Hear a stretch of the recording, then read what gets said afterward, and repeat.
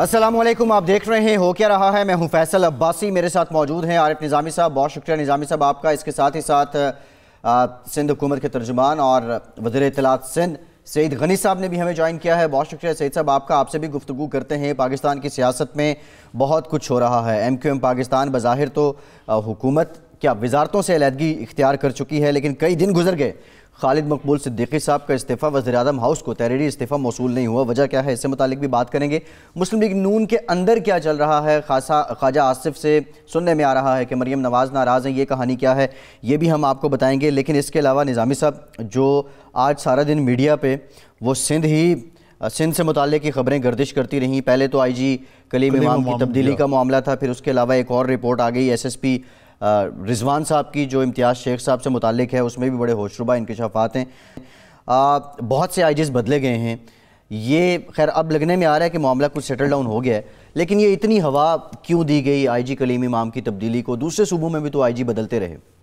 जी जी जी, अस्सलाम वालेकुम जनाब। ये बताइए, वाकई ये इनका पॉइंट है सईद गनी साहब के पंजाब में 5वां IG है यहाँ पे, लेकिन यहाँ पे तो चुप करके बदला जाता है। ये सिंध में इतना हंगामा क्यों होता है IG बदले जाने पे? ये कलीम इमाम से पहले भी जो थे IG, वो एडी ख्वाजा का मामला बहुत अरसे तक चलता रहा, कंट्रोवर्शियल रहा। और इस मामले में तो वज़ीर आला सिंध ने इमरान खान साहब से पेश की अंडरस्टैंडिंग और मंजूरी के बाद किया था। तो लेकिन ये फिरदौस शमीम नकवी साहब जो हैं, जो लीडर ऑफ द अपोजिशन है गालिबन वहाँ, ये बहुत ज़्यादा रद्दुल लसा हैं। इसकी वजह क्या है? और ये भी बता दें कि IG को बदलने की क्या वजह थी कि काबीना से पूरी मंजूरी ली गई और फिर बदला गया उनको? जी बहुत शुक्रिया निज़ामी साहब। पहला जो सवाल आपका था कि बाकी सूबों में भी तब्दील होते हैं, लेकिन कुछ नहीं होता। अगर सूबा सिंध में तब्दील हो तो ज़लज़ला आ जाता है। यही गिला तो हमारा है कि बाकी सूबों में खामोशी के साथ बग़ैर कोई वजह बताए वो IG तब्दील कर दिए जाते हैं, जिनको खान साहब जब लगाते हैं तो ये ऐलान करते हैं सबके सामने कि मैं बेहतरीन IG जो है वो लेकर आया हूँ और सारा निज़ाम ठीक कर देगा। और 4 महीने के बाद वो बेहतरीन IG जो है वो फारिग हो जाता है और कोई सवाल नहीं उठता कि क्यों उनको हटाया गया है। और KP में भी ये हुआ, पंजाब में भी ये हुआ, इस्लामाबाद में भी हुआ। सूबा सिंध में जब से हमारी गवर्नमेंट आई है, उसके बाद वो दूसरे IG होंगे जो आएंगे। पहले तो जो लगे हुए थे वो केयरटेकर सेटअप में आए थे, और उसके बाद कलीम इमाम लगे, और दूसरे अब जो होंगे जो इनको रिप्लेस करेंगे। जो वजूहात हैं वो यकीनन थोड़ी सी संगीन है, जिसका मैंने इजहार भी किया कल की प्रेस कॉन्फ्रेंस में। काबीना के सामने भी सारी चीज़ें रखी गई। एक तो ये कि IG साहब ने बाज़ औक़ात मीडिया पर आकर हुकूमत के मुतल्लिक जो है वो बड़ी गैर ज़िम्मेदाराना बातें कहीं जो सरीहन गलत थी। मिसाल के तौर पे उन्होंने एक जगह खिताब करते हुए ये फरमाया कि मुझे कप्तान तो बना दिया गया है, लेकिन टीम मुझे अपनी मर्ज़ी की जो है वो नहीं दी गई। वो ये कहते हैं कि जी मैं किसी को कहता हूँ कि स्लिप पे खड़ा करो तो ये उसको कहीं मिड ऑन पे खड़ा कर देते हैं। जी जी, क्रिकेट फुटबॉल तासुर इसका ये है जो मतलब हर आदमी समझ रहा है। मसला मतलब जो तासुर यही हो रहा था कि शायद जो पुलिस ऑफिसर्स हैं वो इनकी मर्ज़ी से तैनात नहीं हो रहे हैं। इस वक्त सूबा सिंध में जो 2019 का पुलिस ऑर्डर है, जो कानून नाफिज है, उस कानून के मुताबिक एडिशनल IG, DIG और SSP, ये इस कैटेगरी के जितने तबादले होते हैं वो कंसल्टेशन होती है चीफ मिनिस्टर की और IG साहब की, उसके बगैर नहीं हो सकते हैं। IG साहब 3 नाम भेजते हैं किसी भी ओहदे के लिए, और चीफ मिनिस्टर साहब उनमें से किसी एक को जो है वो तैनात कर देते हैं। तो ये कहना कि जी किसी को कहीं और लगा देते हैं, ये बात बिल्कुल गैर मंतकी है और गलत बात है, ये हो नहीं सकता। SSP से नीचे के जितने ऑफिसर्स हैं वो पुलिस खुद लगाती है, उसके अंदर गवर्नमेंट का ज़ीरो इंटरफेरेंस है, किसी किस्म का कोई रोल नहीं है। ये बात। दूसरी बात यह है कि वो जब से आए हैं, ख़ास तौर पे कराची में, बल्कि सिंध के दीगर अजला में भी जो क्राइम है वो बढ़ा है, ख़ास तौर पे स्ट्रीट क्राइम में जो है वो इजाफा हुआ है। कराची में 2 बड़े किडनैपिंग के केसेस हुए जिसमें 2 बच्चियां अगवा हुई थी। जब पहली लड़की अगवा हुई तो उन लोगों ने भी रैंसम दिया, वो लड़की वापस आ गई, वो शायद मुल्क से बाहर चले गए।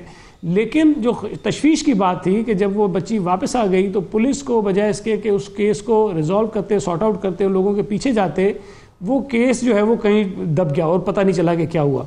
ये जो दूसरा वाक़या हुआ जो बिल्कुल सिमिलर केस था, उसी तरह का केस था, इस केस में जो फैमिली थी विक्टिम की, वो पुलिस के साथ बात करने को, ताउन करने को तैयार नहीं थी, इसलिए कि उनके ऊपर उनको एतमाद नहीं था। انہوں نے خود سے ساری چیزیں ہینڈل کی، خود سے پیسے دیے، خود سے بچی چھڑوا لی. جب بچی واپس آ گئی تب بھی وہ پولیس کے سامنے جا کے اسٹیٹمنٹ دینے کو تیار نہیں تھے. چیف منسٹر صاحب کو ان کے گھر جا کر ان کو یہ اعتماد دلانا پڑا کہ آپ پولیس کے سامنے آئیں، اسٹیٹمنٹ دیں تاکہ آپ کے کیس کو ہم آگے بڑھا سکیں. یہ عدم اعتماد جو لوگوں کا پولیس کے اوپر بڑھا تھا، یہ بہت تشویشناک بات تھی. یہ اس طرح نہیں ہونا چاہیے تھا. کراچی شہر میں خاص طور پہ پولیس کی فائرنگ سے بے گناہ شہریوں کی ہلاکت اور زخمی ہونے کے واقعات میں بہت زیادہ اضافہ ہوا. اور یہ پچھلے 1 سال سوا سال میں آپ دیکھیں کہ تواتر کے ساتھ اس قسم کے واقعات ہوئے، اور بار بار ان چیزوں پر آئی جی صاحب کو بلا کے یہ تاکید کی جاتی تھی اور بتایا جاتا تھا کہ چیزیں ٹھیک نہیں ہو رہی، ان کو آپ ٹھیک کریں. اس کے ساتھ ساتھ جو شکارپور کا ہے علاقہ، یہ ہمیشہ سے بڑا ٹربلڈ ایریا رہا ہے، بڑا ڈیفیکلٹ ہے یہ شکارپور کا. وہاں آئی جی صاحب نے اپنے ایک پسند کے افسر کو لگا دیا، تو وہاں جانے کے بعد حالات مزید خراب ہوئے. جب حالات ان سے کنٹرول نہیں ہو رہے تھے تو بجائے اس کے کہ وہ اپنی چیزوں کو درست کریں، انہوں نے میڈیا کے سامنے آ کر وہاں الزامات لگانا شروع کر دیے لوگوں کے اوپر اور الٹی سیدھی باتیں کرنا شروع کر دی. اس موقع پر بھی آئی جی صاحب کو بتایا گیا کہ یہ طریقہ کار غلط ہے اور اس پر آپ ان سے پوچھ گچھ کریں اور ہمیں بتائیں کہ یہ آپ نے اس کے اوپر کیا کارروائی کی ہے. وہ نہیں کچھ کی گئی. پھر اس کے بعد آپ کو یاد ہوگا ابھی ریسنٹلی کوئی غالباً دسمبر کے مہینے میں 2 آفیسرز کو ہم نے سرنڈر کیا فیڈرل گورنمنٹ کو. ایک ڈی آئی جی صاحب تھے اور ایک جو ہیں ایس ایس پی صاحب تھے. اس پر آئی جی صاحب نے خط لکھا، کانفیڈینشیل خط لکھا چیف سیکرٹری کو، لیکن چیف سیکرٹری صاحب کے آفس میں اس خط کے پہنچنے سے پہلے وہ خط میڈیا کو چلا گیا. اب کانفیڈینشیل خط ہے اور میڈیا کو آپ نے ریلیز کر دیا اور ایک تماشا بنا دیا پوری صوبائی حکومت کو، اور آپ نے یہ بتایا کہ مجھ سے بغیر پوچھے ہو گئے.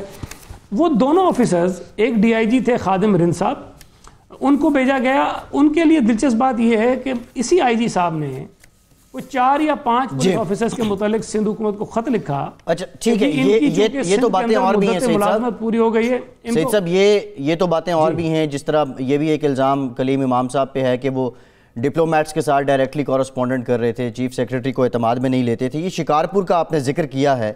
ایس ایس پی ڈاکٹر رضوان کے جو امتیاز شیخ آپ کے صوبائی وزیر ہیں، ان پہ الزامات ہیں. اگر وہ دیکھے جائیں وہ تو بڑے سنگین الزامات ہیں. کیا یہ صرف آئی جی صاحب کی طرف سے جس طرح آپ بات کر رہے ہیں ان کے من پسند افسر تھا، ایک ان کا رد عمل تھا، یا اس کے پیچھے کہانی کوئی اور بھی ہے، یا واقعی امتیاز شیخ صاحب ملوث ہیں ان معاملات میں؟ میں آج آپ کو ایک بات اور بتاتا ہوں. میں نے کسی ٹی وی شو پہ یہ ڈسکس نہیں کیا، میں آپ کو بتاتا ہوں. ڈاکٹر رضوان صاحب اتفاق سے کراچی میں اس ضلع کے بھی ایس ایس پی رہے ہیں جہاں پر میں رہتا ہوں. اچھا، میں کھلا ڈولا آدمی ہوں، کراچی میں مجھے سارے لوگ جانتے ہیں. میں جس علاقے میں رہتا ہوں وہاں ماضی میں بہت کرائم ہوتا رہا ہے، جرائم ہوتے رہے ہیں، منشیات کی چیزیں ہوتی رہی ہیں، اور یہ سب کے سامنے جب یہ گینگ وارز کی لڑائیاں ہوتی تھی تو وہاں پر بھی یہ ایشو تھا. لیکن اللہ کا شکر ہے کہ وہ چیزیں ٹھیک ہو گئیں. اور یہ بھی سب کو پتہ ہے کہ جتنے گینگز تھے وہ میرے خلافی تھے. میرے گھر پر اکثر فائرنگ ہوا کرتی تھی، کبھی ایک گروپ کرتا تھا کبھی دوسرا گروپ کرتا تھا. اور یہ بھی سب جانتے ہیں. اور یہ پولیس کے، جو میں آپ کے ٹی وی پہ کر رہا ہوں، کسی پولیس آفیسر سے پوچھ لیجیے جو کراچی میں پوسٹڈ رہا ہو کہ سعید غنی نے کبھی کسی بندے کی سفارش کی ہو آپ سے کہ جی آ کے اس غلط آدمی کو کبھی کوئی منشیات کا کام کرنے دو، کوئی اور دھندا کرنے دو، یا اس کو سپورٹ کرو. کوئی ایک سپاہی سے لے کے آئی جی تک کا کوئی بندہ کہہ جائے تو میں ہر گناہ سے، ہر جرم سہنے کو تیار ہو جاؤں گا، ہر سزا سہنے کو تیار ہو جاؤں گا. جب یہ ایس ایس پی صاحب وہاں سے گئے تو انہوں نے میرے ڈسٹرکٹ کی بھی ایک رپورٹ بنائی، میرے علاقے کی ایک رپورٹ بنائی، اور وہ رپورٹ ایک بڑے انگریزی اخبار میں چھپی. اور اس میں یہ بتایا گیا کہ جی وہاں منشیات کا جو کام ہوتا ہے اس کو پولیٹیکل لوگوں کی سرپرستی حاصل ہے. اب ظاہر ہے اس علاقے میں پولیٹیکل نام تو میرا ہی ہے سب سے بڑا، باقی تو کوئی ایسا بڑا نام مجھے نظر نہیں آ رہا تھا. رانا ثناء اللہ کا ساتھی بنا دیا، کراچی کے رانا ثناء اللہ بن رہے تھے. جی میں نے خط لکھا اے ڈی خواجہ صاحب کو، اور میں نے ان سے کہا کہ بھائی یہ ایک رپورٹ چھپی ہے اور آپ کو یہ رپورٹ بھیجی گئی ہے، میری گزارش یہ ہے کہ مجھے یہ بتایا جائے کہ وہ کون سے سیاسی لوگ ہیں جو وہاں پر منشیات فروشوں کی سرپرستی کرتے ہیں تاکہ ان کے خلاف کارروائی کی جا سکے اور ان کے نام سامنے آ سکیں. لیکن اس پر انہوں نے بھی کوئی کارروائی نہیں کی. اس کے بعد ایک اور لڑکا کراچی شہر سے، غالباً اس کا نام فیصل لودھی تھا، اس کو اٹھایا گیا پی آئی بی کالونی کی حدود سے اور اس کو پولیس نے مار دیا اٹھانے کے بعد، اور بتایا گیا کہ یہ پولیس مقابلے میں مارا گیا ہے. اس کی فیملی کے پاس بھی میں گیا، اے ڈی خواجہ صاحب کے پاس میں خود چل کر گیا، اور میں نے ان سے کہا کہ اس کی انکوائری کرائیں، یہ غلط ہوا ہے. اور ہمارے پاس وٹنس ہے جس کے سامنے ڈاکٹر رضوان نے ایڈمٹ کیا کہ یہ بچہ ہمارے پاس تھا لڑکا، اور اس کو لڑکے کو مار دیا گیا. یہ چیزیں پولیس اگر خود انکوائریاں نہیں کرے گی، اور ہمارے ساتھ مجبوری میں باتیں کرنی پڑے گی، ہم پر الزامات لگائے جاتے ہیں، ہم تو پولیس کو ڈیفینڈ کرتے رہیں. اب ایک وزیر بیٹھ کے اگر یہ کہے کہ جی میرے اوپر اس نے جھوٹے الزامات لگائے تو مطلب کوئی تماشا ہی بنے گا نا حکومت کا بھی اور پولیس کا بھی. اب میں یہ کہہ رہا ہوں کہ بندے کو مارا ہے انہوں نے اور میں آئی جی کے پاس خود جا رہا ہوں کہ اس کی انکوائری کراؤ, اس کی فیملی سب کچھ ہوا ہے, لیکن وہ کس طرح سے وہ سارا معاملہ دبایا گیا وہ بھی سب کے سامنے. تو ڈاکٹر رضوان صاحب کا یہ ٹریک ریکارڈ ہے, وہ جہاں جاتے ہیں اس قسم کی رپورٹس بناتے ہیں اور لوگوں کے اوپر دباؤ ڈالنے کی کوشش کرتے ہیں. میں نے امتیاز شیخ والی رپورٹ نہیں دیکھی, لیکن میں 100% یقین سے کہہ سکتا ہوں چونکہ ڈاکٹر رضوان کو میں جانتا ہوں, میرے ڈسٹرکٹ میں وہ رہا ہے, میرے متعلق جو شخص بنا سکتا ہے جھوٹی رپورٹ وہ امتیاز شیخ صاحب کے خلاف بھی جھوٹی رپورٹ بنا سکتا ہے. تو یہ ان کا طریقہ واردات تھا, وہ یہ کرتے رہے ہیں.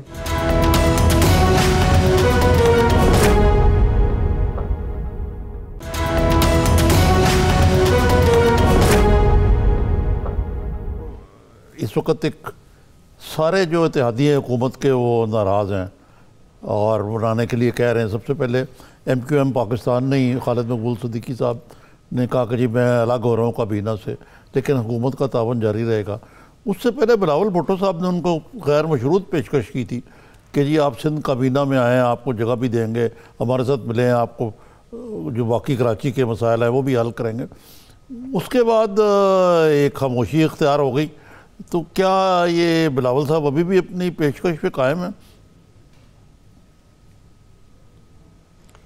دیکھیں ہم نے یا بلاول صاحب نے جو بات کی تھی, نظامی صاحب اگر وہ بات پوری سنیں تو انہوں نے اس آفر سے پہلے جو باتیں کی تھیں میں سمجھتا ہوں وہ زیادہ اہم تھیں.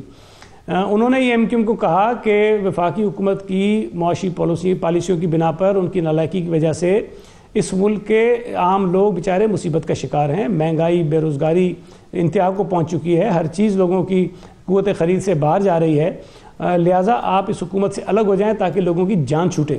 اور پھر انہوں نے پھر سیکنڈری یہ بات کہی کہ جو وزارتیں اگر جتنی آپ کو وفاقی حکومت میں دی گئی ہیں اتنی وزارتیں ہم آپ کو صوبہ سندھ کی حکومت میں بھی دے دیں گے اگر آپ ہماری گورنمنٹ جوائن کریں گے. تو بدقسمتی سے وہ جو عوامی ایشوز تھے جس پر ایم کیو ایم سے کہا گیا تھا حکومت چھوڑیں, وہ ایک طرف رہ گیا, اور یہ جو دوسری آفر تھی یہ زیادہ ہائی لائٹ ہو گئی میڈیا میں. لیکن آج بھی میں یہ سمجھتا ہوں کہ اگر ایم کیو ایم وفاقی حکومت سے الگ ہوتی ہے اور وہ صوبائی حکومت جوائن کرنے میں انٹرسٹڈ ہوں گے تو بالکل ہم ان کو شامل بھی کریں گے اور ان کو وزارتیں بھی دینے کو تیار. آفر ویلڈ ہے نہیں, لیکن آپ مجھے بتائیے ایم کیو ایم کی جو بلیک میلنگ ہے وہ آپ سہ سکتے ہیں, پہلے بھی سہتے رہے آپ؟ نہیں دیکھیں, پہلے ظاہر ہے کہ حالات کچھ مختلف تھے, اب کے حالات شاید کچھ مختلف ہیں, اور اس وقت جو ایم کیو ایم تھی اس کی جو طرز سیاست تھا ان کا وہ شاید بہت مختلف تھا. موجودہ ایم کیو ایم کا طرز سیاست مختلف ہے. جن وجوہات کی بنا پر ماضی میں بہت سارے اختلافات رہے ہیں شاید وہ وجوہات اس مرتبہ پیدا نہیں ہوگی. جی جی بالکل ایسے ہی کر رہے ہیں موجودہ M Q M Peoples Party. یقیناً یہاں بیٹھے ہوئے لوگ اگر وہ جو فیصلے کریں گے وہ شاید زیادہ مناسب ہوں گے. اور آپ یہ کہہ رہے ہیں, فرما رہے ہیں کہ اب لندن سے فیصلے نہیں ہوتے, جو فیصلہ کریں گے وہ یہی بیٹھ کے کریں گے. یہ تو بات آپ کی درست ہے. ٹھیک ہے. اچھا سعید غنی صاحب, یہ نظامی صاحب آفر کی بات کر رہے تھے, ہم سوچ بچار بھی یہ کر رہے تھے. بلاول صاحب آفر دینے کے بعد خود عمرے پہ روانہ ہو گئے اور خاموش ہیں, کوئی بیان سامنے آ نہیں رہا, مصروفیات ہیں ظاہر ان کی. لیکن یہ حکومت میں ایک پورا ہیجان ہے. کبھی ابھی خبر آ رہی ہے کہ بی اے پی کو منوایا گیا ہے, کل کاف لیگ سے نشست ہوئی ہے, اتحادیوں کے پیچھے حکومت جا رہی ہے. تو یہ اب آپ لوگ بالکل ہی خاموش ہیں, اب تماشا دیکھ رہے ہیں, اگلی اسٹریٹجی کیا ہے کوئی یہ بھی بتا دیں. دیکھیں, ایک تو یہ بات نظامی صاحب سے زیادہ بہتر کوئی نہیں جان سکتا کہ جب جبر کی شادی ہوتی ہے نا پھر معاملات خرابی ہوتے ہیں. تو یہ جو اتحادی حکومت ہے یہ جبر کی شادی ہے. میں یقین سے کہہ سکتا ہوں کہ ایم کیو ایم شاید 0% انٹرسٹڈ ہوگی جب ان کو حکومت میں شامل کیا گیا تھا. اس لیے کہ ایم کیو ایم کے رہنما فیصل سبزاری صاحب 2 دن پہلے ایک ٹی وی چینل پہ میرے ساتھ یہ کہہ رہے تھے, آج بھی کہہ رہے تھے کہ ہماری نشستیں چھین کر نتائج تبدیل کر کے کراچی میں پی ٹی آئی کو جو ہیں وہ دی گئی ہیں. ہاں یہ تو کہتے ہو. اگر کسی جماعت کی, وہ کہتے ہیں, آج بھی کہتے ہیں, اگر وہ آج بھی یہ کہہ رہے ہیں تو آپ مجھے بتائیے کہ وہ کس طرح سے پی ٹی آئی کی حکومت کو مضبوط کریں گے یا پی ٹی آئی کو مضبوط کریں گے تاکہ وہ آئندہ آنے والے انتخابات میں جو ایم کیو ایم کی رئیسی سیٹیں وہ بھی لے جائیں. تو یہ بس ایک جبر کے نتیجے میں وہ ان کے ساتھ ہیں, اور کوشش ان کی ہوگی کہ پی ٹی آئی کمزور ہو, پی ٹی آئی کی حکومت کمزور ہو, اور یہ اپنی مدت پوری نہ کریں تاکہ ایم کیو ایم کی سیٹوں پر یا پیپلز پارٹی کی سیٹوں پر جو ڈاکے پڑے ہیں وہ ڈاکے نہ پڑ سکیں. نہیں لیکن اور ہم ظاہر ہے کہ اس وقت دیکھ رہے ہیں کہ میں کہہ رہا تھا یہ اگر جبری شادی ہے تو یہ پھر اتنی ایک دم جو جبری شادی جنہوں نے کرائی ہے وہ کچھ انہوں نے ان کو کھلا چھوڑ دیا ہے، ایم کیو ایم کو، پی ایم ایل کیو کو، بی این پی کو، جی ڈی اے کو، اور خاص طور پہ یہ جی ڈی اے کا کیا معاملہ؟ جی ڈی اے تو بالکل ہی ایک ٹیسٹ ٹیوب بیبی ہے. جی دیکھیں، ایک تو اگر وہ ہم نے ایک ٹرمینالوجی یوز کر لی ہے جبری شادی کی، تو میں اسی ریفرنس میں بات کروں گا. دیکھیں، جبر کی شادی کروانے والے شادی تو کروا لیتے ہیں، لیکن روزمرہ کے معاملات وہ ٹھیک نہیں کر سکتے ہیں، وہ میاں بیوی کو خود ہی ٹھیک کرنے ہوتے ہیں. لیکن ظاہر ہے جب ذہنی امانگی نہیں ہوتی ہے تو ایشوز کریٹ ہوتے رہتے ہیں، اور ایک دن آ کر جو شادی کرواتے ہیں وہ بھی ہاتھ جوڑ دیتے ہیں، کہتے ہیں بھائی تم جانو تمہارا کام جانے، ہم نے ہاتھ نکالیں. تو میرا خیال ہے کہ وہ صورتحال اس نیج پہ آ گئی ہے کہ اب یہ ان کو کہہ دیا گیا ہوگا کہ بھائی تم جانو تمہارا کام جانے، ہم تو تھک گئے ہیں تمہیں ساتھ بٹھا کے. نہیں، لیکن آپ کو لگتا ہے کہ یہ کوئی پی ٹی آئی کی حکومت کو کوئی خطرہ ہے؟ وہ تو کہتے ہیں ہم 2023 تک ہیں. مجھے بھی ویسے یہی لگتا ہے کہ کسی نہ کسی طرح کھینچتے آئیں گے جب تک کہ جو جبری شادی کرانے والے ہیں وہ نہ ہاتھ کھینچ لیں. تو لیکن میرا نہیں خیال ہے کہ یہ پاسبل ہوگا کسی بھی پولیٹیکل پارٹی کے لیے، خاص طور پر ایم کیو ایم جیسی جماعت کے لیے، جہاں کراچی میں ان کے بہت بڑے اسٹیکس ہیں، اور پی ٹی آئی اس پر دعوے دار ہے کہ وہ کراچی کی سب سے بڑی جماعت ہے، اور بہرحال کسی نہ کسی طرح بنا دی گئی ہے. تو ایم کیو ایم کو یہ سوٹ نہیں کرتا، ان کی سیاست کو یہ سوٹ نہیں کرتا، ان کے پولیٹیکل فیوچر کے لیے یہ ٹھیک نہیں ہے کہ وہ 5 سال تک ان کے ساتھ کنٹینیو کریں. اگر وہ یہ کریں گے تو میں سمجھتا ہوں کہ ایم کیو ایم کو اتنا نقصان پہنچے گا کہ شاید اس کا دوبارہ وہ ازالہ نہیں کر سکیں گے. اور ایم کیو ایم کے لوگ اس معاملے میں بہت زیادہ سینسیٹیو ہیں، اور یہ چیز کسی صورت بھی وہ نہیں ہونے دیں گے. اس کے ساتھ ساتھ ایم کیو ایم کے جو ووٹرز ہیں، جو حمایتی ہیں، ان کا بھی یقیناً بہت بڑا دباؤ ہوگا کہ جو کمٹمنٹس وفاقی حکومت نے آپ سے کی ہیں، خاص طور پہ کراچی اور حیدرآباد کی ڈیولپمنٹ کے حوالے سے، اگر اس پر 1 انچ بھی وہ آگے نہیں بڑھ رہے ہیں تو پھر کیا وجہ رہ جاتی ہے کہ آپ ان کے ساتھ حکومت میں چمٹے رہیں. تو ایم کیو ایم میں نہیں سمجھتا کہ شاید کسی بھی دباؤ کے تحت بہت زیادہ عرصے تک اس چیز کو کنٹینیو کر سکے گی، اور پی ٹی آئی کی حکومت کو 5 سال تک وہ اپنے کاندھے فراہم کرے. اچھا سعید غنی صاحب، فریال تالپور صاحبہ ضمانت پر رہائی کے بعد کچھ ایکٹیو ہوئیں، وہ سندھ میں مختلف حلقوں میں گئیں. انہوں نے جو وہاں کارکنان سے بات کی، انہوں نے کہا 2020 الیکشن کا سال ہے. ایک جانب وفاق میں ہم دیکھ رہے ہیں پی ٹی آئی مشکل میں ہے، اتحادی موقع کا فائدہ اٹھا رہے ہیں. پیپلز پارٹی کس کانفیڈنس پہ یہ کہہ رہی ہے؟ کیا پیپلز پارٹی کو بھی لگ رہا ہے کہ 2020 الیکشن کا سال ہے، یہ حکومت 5 سال پورے نہیں کرے گی؟ دیکھیں، مجھے تو یقین ہے کہ یہ 5 سال پورے کرتے ہوئے کسی صورت میں نظر نہیں آ رہے ہیں. 1.5 سال میں جتنی بدنام یا پاپولیرٹی لوز کرنے والی یہ حکومت بنی ہے، شاید ہی تاریخ میں کوئی بنی ہو کہ پچھلے 6-7 مہینے سے، پہلے 6-7 مہینے چھوڑنے کے بعد ان کی پاپولیرٹی بہت بڑی تیزی سے نیچے آئی ہے. اور وہ لوگ جنہوں نے ان کو ووٹ دیے تھے وہ صرف اس پہ شرمندہ نہیں ہیں، بلکہ ان کو برا بھلا کہتے ہیں اور شاید اپنے آپ کو بھی کوستے ہیں. تو اتنی اگر حکومت ان پاپولر ہو جائے اور پھر اس کے پاس میجورٹی بھی اسمبلی میں نہ ہو تو اس کے لیے کنٹینیو کرنا مجھے کوئی اس کا سبب نظر نہیں آتا. اور جس تیزی سے مہنگائی بڑھتی جا رہی ہے، جس تیزی سے معیشت خراب ہوتی جا رہی ہے، اس حکومت کے لیے بھی بہت مشکل ہوگا کہ ان برے حالات میں مزید یہ کنٹینیو کر سکے. یہ تبدیلیاں کرتے رہیں گے، ایک نائل کو ہٹائیں گے، دوسرے نائل کو لگاتے رہیں گے، لیکن مسئلے کا حل نہیں نکلے گا. پنجاب جتنا بڑا صوبہ انہوں نے بوزدار صاحب کو دیا ہوا ہے، اور اب میں ان کی قابلیت اور صلاحیتوں میں بات نہیں کرنا چاہتا ہوں، لیکن میں سمجھتا ہوں کہ یہ پنجاب کے لوگوں کی اور پنجاب کے صوبے کی توہین ہے کہ اتنے بڑے صوبے کو آپ نے ایسے شخص کے حوالے کر دیا جو شاید کوئی ایک یو سی بھی بہتر طور پہ نہ چلا سکتا ہو.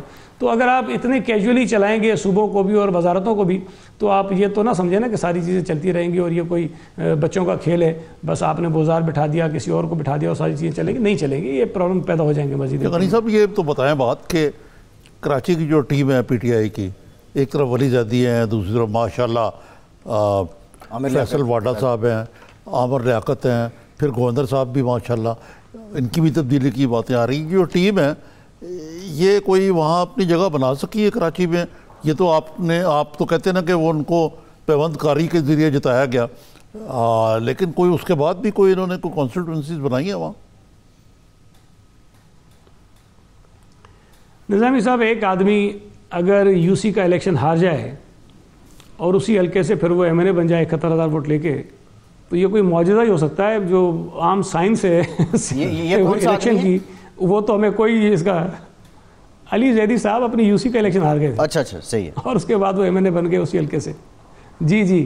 تو اب بات یہ ہے کہ جو عام سائنس ہے، جو الیکشن لڑتے ہیں، جن لوگوں کو پتہ ہے یہ ناممکنات میں ہوتا ہے، لیکن بہرحال یہ بھی معجزہ ہوا کراچی میں، اور ایسے اور بھی کئی معجزے ہوئے ہیں. تو اگر آپ لوگوں کے ووٹوں سے نہیں بلکہ کسی اور طرح سے منتخب ہو کر آ جائیں تو آپ لوگوں میں اپنی جگہ نہیں بنا سکتے، یہ ممکن نہیں ہے. یا اوپر سے کود کر آپ لوگوں میں اپنی بنیادیں نہیں بنا سکتے آپ جب تک لوگوں کے اندر سے نہ نکلیں.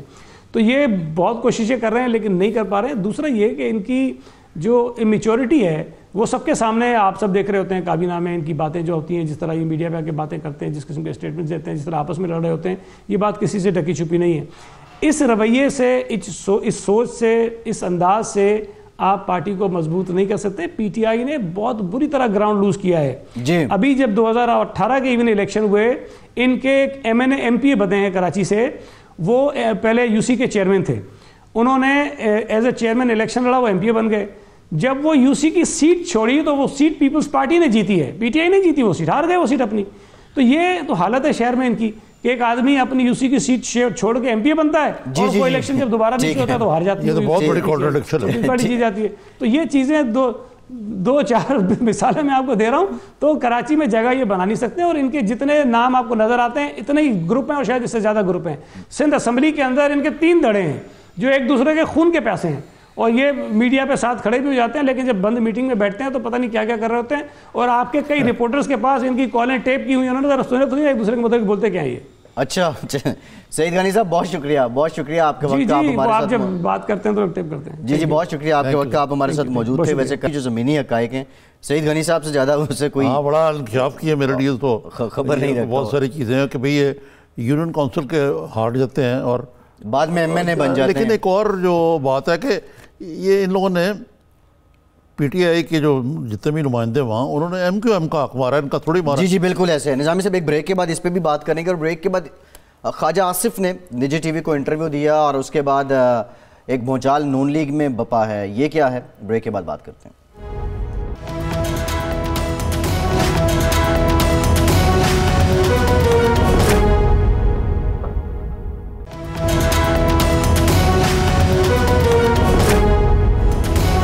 بریک کے بعد ایک بار پھر سے آپ کو خوش آمدید کہیں گے. نظامی صاحب بریک میں ہمیں جوائن کیا ہے ڈاکٹر مصدق ملک صاحب نے، مسلم لیگ نون کے سینئر رہنما ہیں. بہت شکریہ ڈاکٹر صاحب آپ سے گفتگو کرتے ہیں. نظامی صاحب ایک انٹرویو دیا خواجہ آصف صاحب نے نجی ٹی وی کو، اور اس کے بعد انہوں نے بڑے ہوشربا انکشافات کی اور اپنی پارٹی پہ کھل کے تنقید کی. سننے میں یہ آ رہا ہے کہ اس انٹرویو کے بعد خواجہ آصف صاحب سے بہت سے لوگ ناراض ہیں، اور جن میں مریم نواز صاحبہ بھی ہیں. یہ نون لیگ کے اندر چل کیا رہا ہے؟ قیادت لندن بیٹھی ہے، باقی جو لوگ ہیں ان کی آپس میں اختلافات کی خبریں آ رہی ہیں. لیکن اب بات یہ ہے کہ وہ پارٹی تھوڑی رڈرلیس تو ہو گئی نا کہ صدر مسلم لیگ باہر بیٹھے ہیں، لیڈر آف دی اپوزیشن بھی ہیں، جو ریبر ہیں وہ بھی باہر بیٹھے ہیں. اب وہی لوگ جو ہیں خواجہ آصف صاحب جو ہیں وہ اب شہیدوں میں بھی نام لکھوا رہے ہیں اپنا کہ جی میں بڑا صاف کو استعفیٰ دینے کی بھی بات ہو رہی ہے. پتہ نہیں، مجھے تو یقین نہیں آتا کہ کوئی ایسی پوزیشن ہے کہ آپ کو ووٹ کر سکتا ہے استعفیٰ دینا. جی لیکن پوچھ لیتے ہیں. مصدق ملک صاحب ہمارے ساتھ ہیں. مصدق صاحب کیسے مزاج ہیں؟ بڑے دن بعد ملاقات ہوئی. جی اللہ کا کرم، تھینک یو سر. جی میں کچھ ٹریول کر رہا تھا، میری کوئی خاندان میں شادی تھی، اس کے لیے ٹریول کر رہا تھا. تو اگر میں یہ کہوں کہ بڑی دیر کی میرے پاس آتے تو غلط تو نہیں ہوگا؟ نہیں غلط نہیں ہوگا. یا یوں کہوں کہ صبح کا بولا شام کو گھر آ جائے تو سوچ رہا تھا آپ کہیں کہ جلدی آ گئے ہو، کیا ہوا؟ میں کہہ رہا ہوں یہ اگر کہیں کہ صبح کا بھولا ہوا شام کو گھر آ جائے تو اس کو بھولا ہوا نہیں کہتے غالباً. تو یہ بتائیں کہ یہ نہیں سر، وہ ایک جی آپ کچھ کہہ رہے تھے. ایک فلم تھی نا سر، تو اس میں وہ صاحب داخل ہوتے ہیں تو اوپر سے ان کی بیگم صاحبہ پوچھتے ہیں کہ ہنی یو آر بیک، تو اس نے کہا کہ I never left. You never left. اچھا یہ بتائیے کہ یہ آج کل تو مریم اورنگزیب زیادہ اسپوکس مین لگتی ہیں، آپ کم ہی غائب ہی رہیں، لیکن پھر بھی آپ ہی سے پوچھنا پڑے گا کہ یہ مسلم لیگ میں کوئی گروپ بندی ہوئی ہے؟ کوئی خواجہ آصف صاحب نے کوئی واقعی ارتعاش پیدا کیا ہے؟ یہ چائے کی پیالی میں طوفان ہی ہے؟ نہیں، ایک تو مریم اورنگزیب صاحبہ آپ کو پتہ ہے ویسے بھی ہماری آفیشیل اسپوکس پرسن ہے، تو اسپوکس پرسن تو وہی رہیں گی، مگر کیونکہ ہم بھی پارٹی کے اندر اس کے رکن ہیں، اس کے کارکن ہیں، تو ہم بھی آپ کے سامنے حاضر ہوتے رہتے ہیں. نہیں، پارٹی کے اندر کسی قسم کا کوئی ارتعاش نہیں ہے. میں نے بہت سی خبریں دیکھی ہیں، سنی ہیں، مگر ایسی کوئی چیز نہیں ہے. پارٹی کے اندر اختلافات ہمارے یعنی مختلف جو معاملات ہوتے ہیں, جو پالیسی میٹرز ہوتے ہیں, اس پہ جب پارٹی کے اندر میٹنگ ہوتی ہے تو ہم کھل کے بولتے ہیں, تنقید بھی کرتے ہیں, اپنا پوائنٹ آف ویو بھی دیتے ہیں. مگر جب پارٹی فیصلہ کر لیتی ہے تو سب ایک صف میں کھڑے ہو جاتے ہیں, اور وہی سچویشن ہے اس وقت. خواجہ صاحب کے درمیان کوئی کولڈ وار ہے واقعی کوئی؟ نہیں, بالکل نہیں. میں نے کچھ خبریں بھی پڑھی ایک دو اخبارات کے اندر, اور کل ایک ٹیلی ویژن پروگرام میں نے دیکھا بھی یہ کہ کہا گیا کہ کوئی شاہد خاقان عباسی صاحب کی کوئی رفٹ چل رہی ہے. میں اور مفتاح اسماعیل صاحب موجود تھے.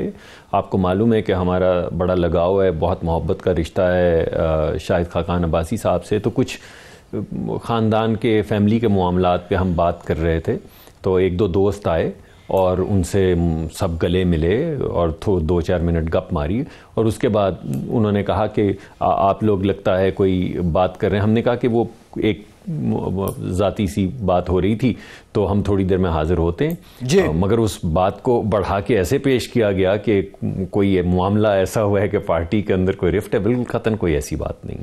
تو مطلب ہے کہ ایک پارٹی کے اندر رفٹ نہیں ہے تو, لیکن پھر آپ بتائیے, مثلا آپ نے کہا کہ کھل کے بات ہوتی ہے پارٹی کی میٹنگ میں, تو کوئی اس قسم کی فیلنگ ہے کہ جو پارٹی جو پاکستان میں وہ کوئی نگلیکٹڈ فیل کر رہی ہے کہ ان کو آن بورڈ نہیں لیا گیا اور مشاورت کے بغیر فیصلے کر لیے گئے؟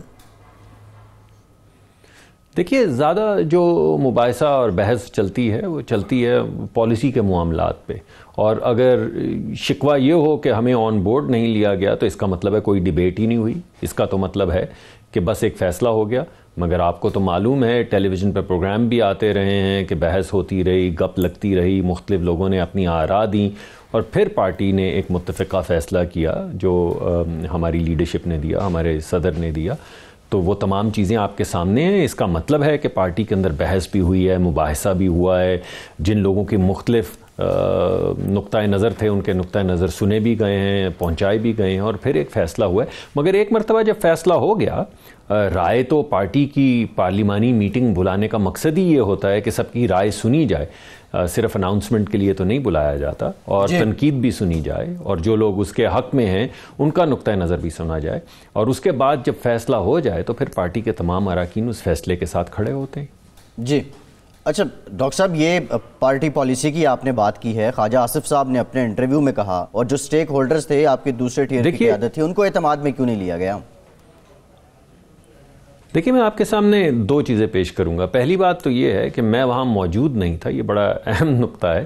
اس وجہ سے میں نہ تصدیق کر سکتا ہوں نہ تردید کر سکتا ہوں. ہم بھی جب حکومت میں تھے اور مختلف جو کابینہ کی میٹنگز ہوتی تھیں اس میں جب فیصلے کیے جاتے تھے تو کچھ فیصلے ایسے ہوتے ہیں جس میں آپ کو کہا جاتا ہے کہ دیکھیے آپ کو کانفیڈنس میں لیا گیا ہے, مگر اس کو اس وقت اگر آپ ریلیز کریں گے تو یا ملک کو نقصان پہنچے گا یا پارٹی کو نقصان پہنچے گا, یا اگر کوئی سیاسی کھیل کھیلا جا رہا ہے تو کھیل خراب ہو جائے گا.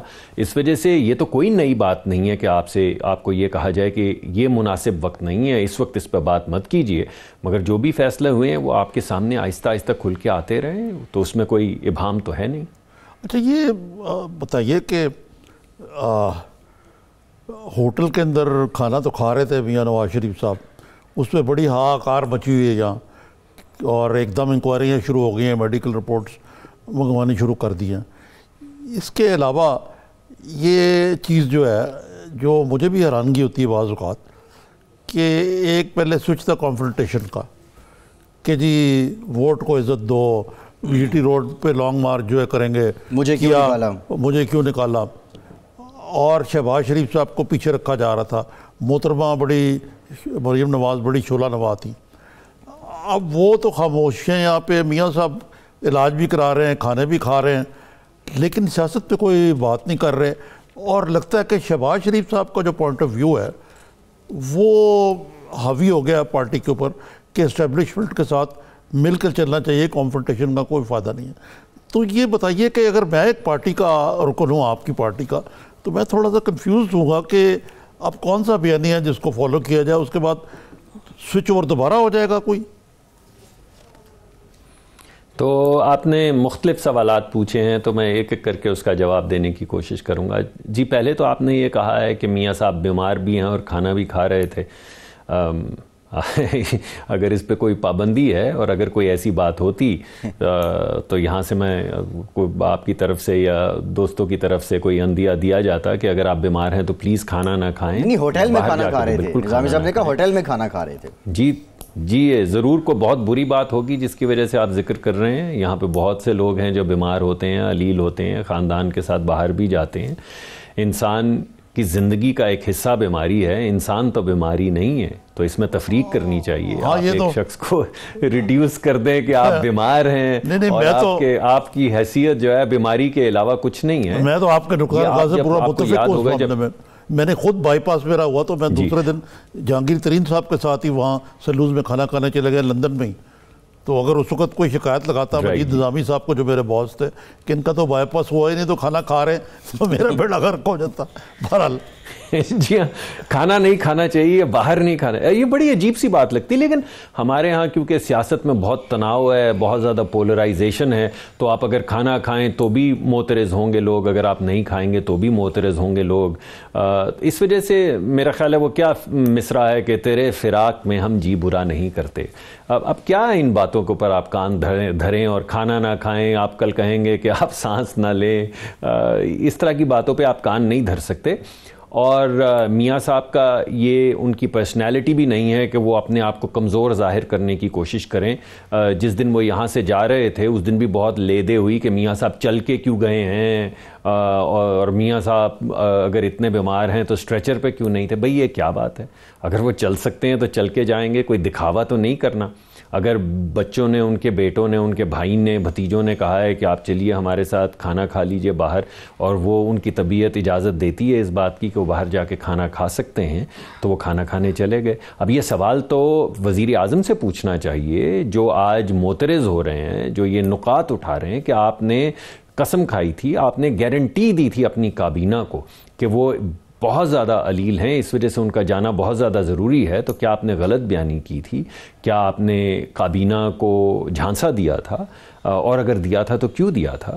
اور اگر نہیں دیا تھا تو پھر آپ کیوں معترض ہو رہے ہیں؟ آپ کو یقین ہونا چاہیے. آپ کی پوری پنجاب کی جو ہیلتھ ایڈمنسٹریشن تھی اس نے باقاعدہ جا کے کئی ہفتے 6 بورڈ بنائے اور پھر کہا کہ ان کی طبیعت بہت زیادہ علیل ہے. آپ کی جو منسٹر ہیں, وزیر ہیں آپ کی, انہوں نے یہ گارنٹی دی کہ وہ بہت زیادہ علیل ہیں. آپ نے شوکت خانم کے CEO کو خود بھیجا, اس نے خود ٹیسٹ کروائے اور پھر آپ کو کہا گیا کہ وہ بہت زیادہ علیل ہیں. آپ نے آغا خان یونیورسٹی سے لیڈنگ پروفیسر کو بلایا اور پھر آپ نے چیک کیا اور کنفرم کیا. ان تمام چیزوں کے بعد اگر آپ کو اپنے فیصلے پہ اب بھی آپ کو شک ہے تو آپ کو پتہ ہونا چاہیے کہ آپ ایک نیوکلیئر ملک کے وزیر اعظم ہیں. آپ کو بہت اہم فیصلے کرنے ہوتے ہیں. کیا آپ ہمیشہ آپ کو جو ایڈوائز دی جائے گی یا انفارمیشن جو آپ کو ملے گی آپ بعد میں کہیں گے کہ بھائی مجھے تو پتہ نہیں تھا؟ تو یہ عجیب سی بات ہے. جو ان کی صحت اجازت دیتی ہے وہ کرتے ہیں, جو نہیں دیتی وہ نہیں کرتے. اب میں نے اتنا لمبا جواب دیا کہ باقی سوالات میں بھول گیا. وہ نیریٹو والی بات جو تھی, ورکر کنفیوز ہے, نیریٹو جو ہے یہ اس کی کنفیوژن جو ہے آپ جی تو وہ ذرا مجھے آپ ذرا تھوڑا سا اگر بتا دیں تفصیل سے کہ نیریٹو میں کانٹرڈکشن کہاں ہے. اگر میاں صاحب نے کہا تھا کہ پارلیمان کو, آئین کو عزت دو, تو وہ ایک کنونشن کی شکل میں جو چیز چل رہی تھی. آپ کو معلوم ہے کہ برطانیہ کے ملک میں کوئی کانسٹیٹیوشن نہیں ہے, کنونشن ہے, اور کنونشنز کی قید اسی طرح کی ہے جس طرح آئین کی قید ہوتی ہے. تو پاکستان میں ایک کنونشن تھا کہ وزیر اعظم کے پاس, الیکٹڈ وزیر اعظم کے پاس ایک طاقت ہونی چاہیے یا ہے کہ وہ ایک retiring chief of the army staff کو دوبارہ سے اپوائنٹ کر سکیں یا ایکسٹینڈ کر سکیں یا نہیں. تو یہ آج تک کسی نے نقطہ اٹھایا نہیں تھا. پہلی مرتبہ عدالت نے اس نقطے کو اٹھایا اور کمال کیا کہ پہلے اٹھایا اور پھر گیند واپس پارلیمان کے پاس بھیج دیا. تو ہمارے ہاں تو کنونشن چل ہی رہی تھی, مگر بہرحال اگر ایک ابہام تھا اور عدالت نے دیکھا کہ یہ ابہام ہے اور سوچا کہ اس کو ریموو کرنا چاہیے, تو وہ واپس پارلیمان کے پاس آیا اور پارلیمان نے اسی آئین کے اندر لکھی وہی کنونشن جس کا استعمال میاں نواز شریف صاحب نے بھی کیا تھا. جب پچھلے جنرل صاحب کی ایکسٹینشن آئی تھی تو ان کے پاس یہ طاقت موجود تھی کہ وہ ایکسٹینشن کریں یا نہ کریں. انہوں نے ایک فیصلہ کیا جس کا مطلب ہے کہ یہ کنونشن ہم پہلے سے مان رہے تھے اور اس کنونشن کو مد نظر رکھتے ہوئے ہم نے ایک فیصلہ کیا تھا. تو اب یہ فائنلائز کر دیا گیا ہے کہ ایک الیکٹڈ وزیر اعظم جو ہیں وہ کسی بھی ادارے کے جو سربراہ ہیں ان کو اپوائنٹ کر سکتے ہیں, ان کو ایکسٹینڈ کر سکتے ہیں, اور یہی لکھا پڑا گیا. اب آپ مجھے بتائیے اس میں کہاں پر اختلاف ہے اس بات سے کہ آئین جو ہے اس کی اجارہ داری ہونی چاہیے؟ نہیں, اختلاف یہ نہیں ہے. اختلاف یہ ہے کہ جو ایک کاؤنٹر نیریٹو تھا وہ بالکل آپ نے خاموشی اختیار کر لی ہے. کیا وجہ ہے کہ مریم بالکل خاموش ہیں؟ یہ ایک تبدیلی تو ہے نا جی. میں نے ابھی چلتے ہوئے سنا ہے, مجھے نہیں معلوم کہ یہ سچ ہے یا نہیں, لیکن ابھی مجھے ایک صحافی نے کہا کہ میاں نواز شریف صاحب کے اوپر کوئی نیب کا نیا مقدمہ آج درج ہدایت کی گئی ہے, چیئرمین صاحب نے اپروو کیا کہ ان پر مقدمہ درج کر دیا جائے. میں نہیں جانتا یہ حقیقت ہے یا نہیں. مریم نواز صاحبہ کو دوبارہ سے ECL پہ ایک نئے مقدمے میں ڈال دیا گیا ہے. جاوید لطیف صاحب کو نئے مقدمے میں الجھا کے کسی ECL پہ ڈالا گیا ہے. ٹھیک ہے, اچھا ایک بریک لیتے ہیں ڈاکٹر صاحب, ایک بریک لیتے ہیں. جب واپس آئیں گے اسی سوال کا جو دوسرا حصہ تھا, یہ سب باتیں اپنی جگہ ہیں لیکن مریم نواز خاموش کیوں ہیں؟ بریک کے بعد اس پہ بات کرتے ہیں.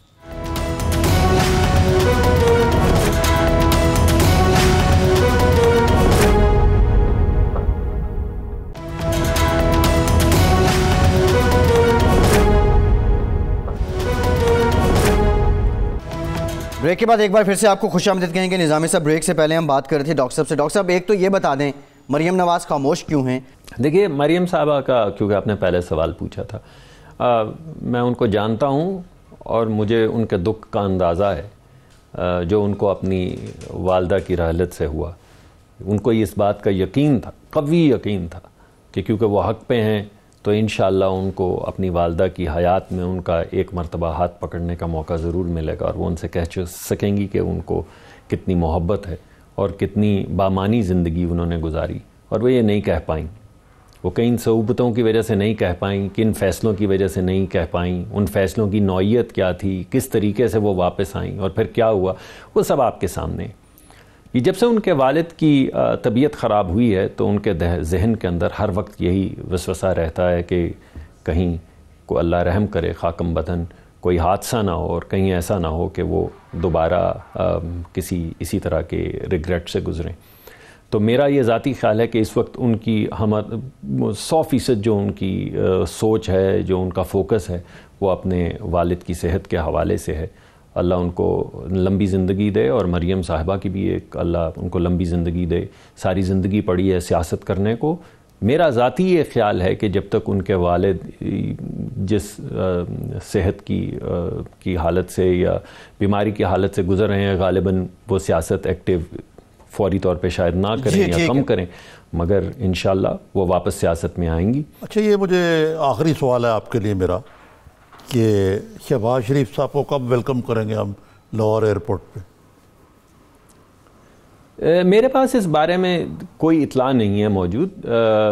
شہباز صاحب بھی اپنے بھائی کی تیمارداری میں مصروف ہیں. آپ نے دیکھا پچھلے وہ کچھ سیاسی طور پہ سیاست سے زیادہ اپنے بھائی کی صحت کے متعلق کنسرن ہے, مریم صاحبہ کی طرح.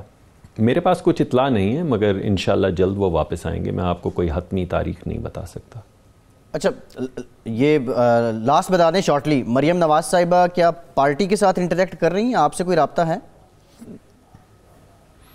نہیں, میرے خیال میں نے جیسے آپ کو کہا کہ ان کا زیادہ تر وہ اپنی فیملی میں مصروف ہیں اور تمام جو ان کے گھریلو خاندانی مسائل جی فوکس کر رہی. میں نے آپ سے پہلے کہا, میں نے آپ کو اس کی وجہ بھی بتائی ہے. ٹھیک ہے, بالکل. میری ان سے بات نہیں ہوئی تو میں آپ کو یہ نہیں کہہ رہا ہوں کہ یہ ان کا خیال ہے. یہ میرا خیال ہے کہ جب تک ان کے والد اس علالت کے عمل سے کوئی ان کو جب تک ان کو کوئی ڈاکٹروں کی طرف سے اچھی اطلاع نہیں ملتی, وہ غالباً زیادہ فوکس اپنے خاندان اور اپنے والد کی صحت کی طرف کریں گی, اور پھر انشاءاللہ واپس بھرپور انداز میں سیاست میں آئیں گی. ٹھیک, بہت شکریہ.